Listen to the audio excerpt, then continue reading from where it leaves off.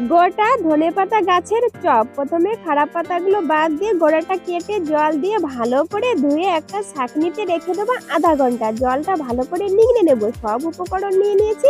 ব্যাটারের জন্য একটা পাত্রে বেসন, কর্নফ্লাওয়ার, কালো জিরে, কাঁচা লঙ্কা বাটা, আদা বাটা, ধনেপাতা বাটা, নুন, পরিমাণ মতো জল দিয়ে হাত দিয়ে ভালো করে মাখতে হবে। এইভাবে ঠিক ফেটিয়ে ফেটিয়ে মাখতে হবে, না হলে ফুলবে না। ব্যাটারটা ঠিক এইরকম হবে। কড়াইতে দিয়ে দেবো সাদা তেল। তেল যখন ভালো করে গরম হয়ে যাবে, ধনে পাতা ব্যাটারে ডুবিয়ে একটু ঝাঁকিয়ে নেব।